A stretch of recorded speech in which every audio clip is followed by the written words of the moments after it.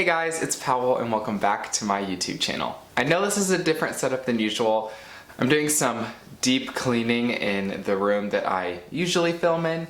So today we're going to be filming in my living room. For today's video I wanted to do another painting iconic movie scenes, and to keep it in the spirit of Halloween and October and all of that, I'm going to be painting a scene from the movie The Nightmare Before Christmas. This is another claymation kind of movie and one of my all-time favorite Halloween movies, so I am super excited to get started on painting this. Now, I have been painting a lot with watercolors recently, but I want to re-familiarize myself with some other mediums, so today we're going to be painting with gouache. If you don't know what gouache is, it is kind of a mix of watercolor and acrylic, or that's how most people like to compare it to. It has an acrylic kind of consistency where it's creamy and it's thick, but when you add water it becomes less opaque and thinned out like watercolor. It is a tricky medium to try and learn. It takes a lot of practice. I've used gouache in the past, but I'm not gonna lie, it is a tricky medium to get used to and learn all the ins and outs of. Without further ado, let's take it in the overhead view so you guys can watch as I do this Nightmare Before Christmas painting.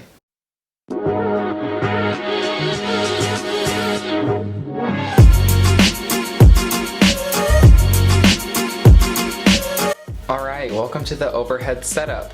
So right now what I'm doing is just erasing some of the sketch that I have down already. I am doing the iconic scene that is when Jack Skellington is on that curved hill in front of the moon.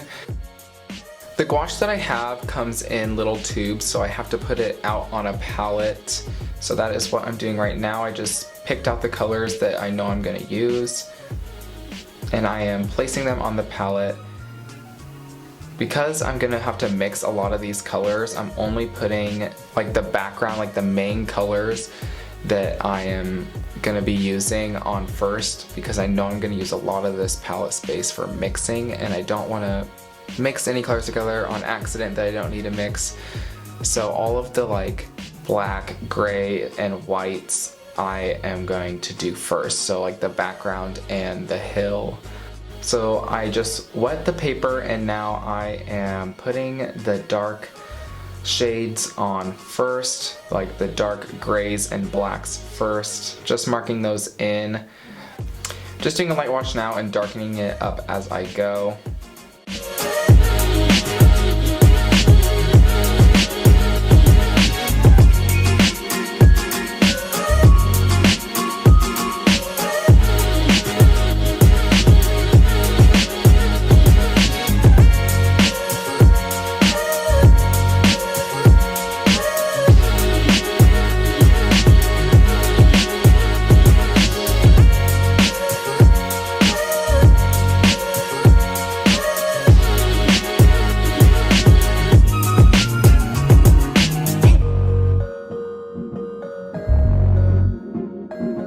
Because gouache has so much flexibility with the consistency and the opacity, it is kind of hard to get a flat color unless you are using it with no water and just the paste. It can be really tricky to get an even coat of gouache if your brush happens to be wet or holding any water, because it thins it out really quickly. It is a really tricky medium to learn if you're used to watercolor or used to acrylic, because it is basically both of them combined.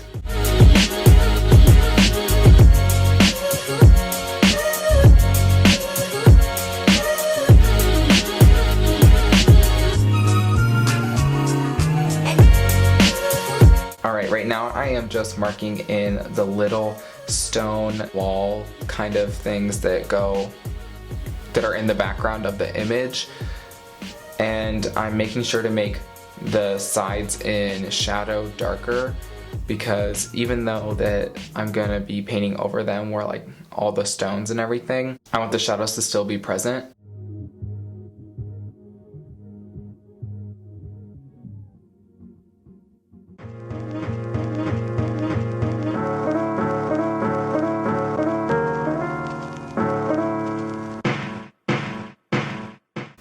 Right now I'm doing a really dark blue.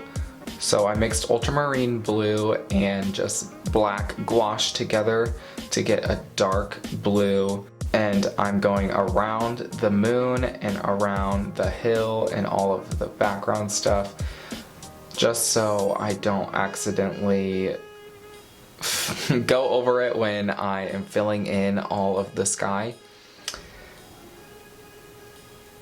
Once you mix water with gouache, it becomes really flexible with its opacity.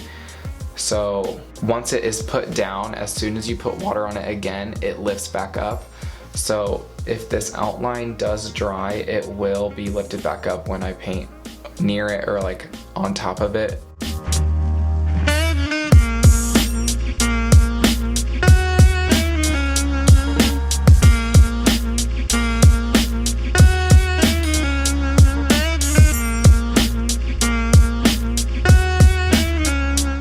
As you can see, like on the side, I have to keep mixing more paint because one side had less water on my brush and the other side had more water on my brush, if that makes sense. You can like definitely tell that I had to go over the left side more than the right because I wet my brush and I didn't dry it off enough.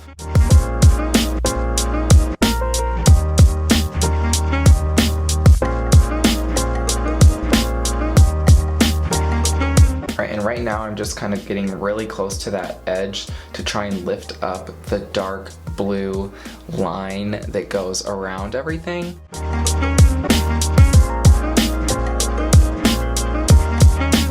Alright, now I'm doing the stone walls where it needs to be gray and not black, so the areas that are more in the light and not in shadow as much.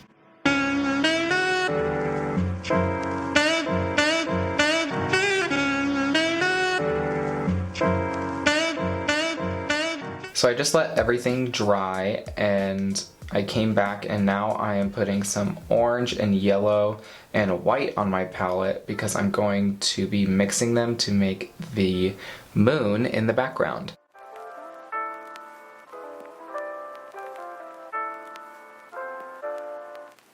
I'm starting off with a light yellow and I'm not doing a super thick consistency, and I am blending it into the sky so it looks like the moon is glowing a little bit, and then the center is going to be a more orangey yellow so it gives the appearance of the moon glowing.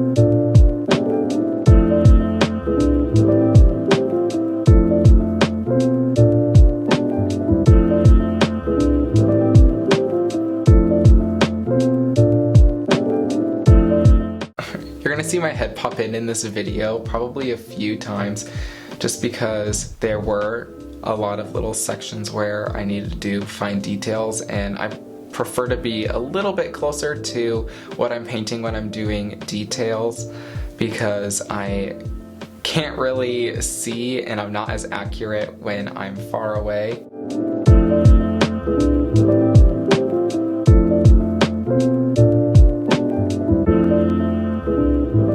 So I'm just painting the like stones on these little stone walls. I don't want to be too detailed because I'm trying to work on loosening up my landscapes, and even though I'm like painting movie scenes, they're still landscape paintings if you really think about it.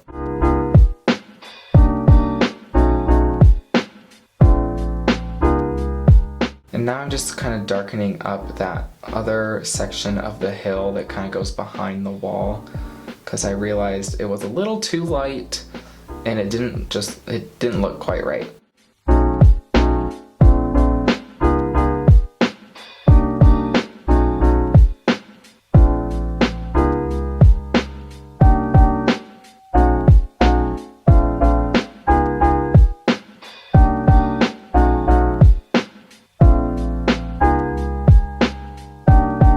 Alright, so now I'm going in with a detail brush and kind of outlining those stones with black so it looks like the mortar that's holding the stones.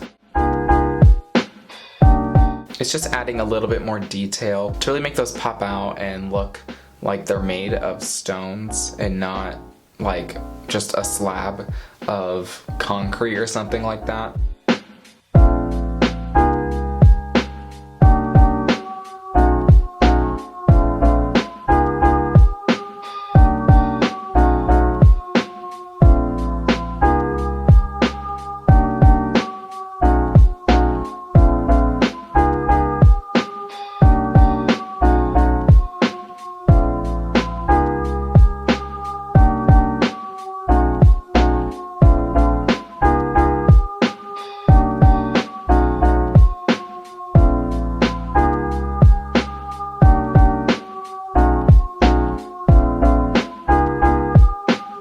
My head is kind of blocking the painting for the next large chunk of time because I am doing the really skinny Jack Skellington.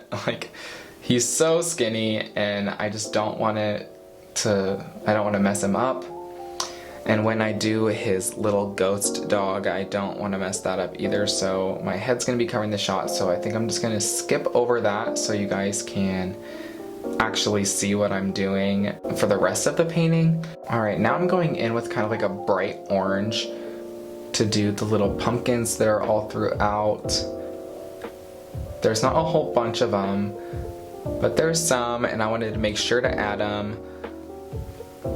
And I did make them a little bit brighter than they are in the actual movie or anything. They are pretty muted and dull in the movie, but I wanted to make them pop out a little bit more in this painting, so I did that because I have the creative freedom to do so. And then I am brightening up the little ghost doggy and adding his little red nose. Adding some little highlights to the stones and some crosses to the stones as well because there were crosses on the stones in the picture. Taking the tape off, so satisfying. Alright, and here is a final look at the painting.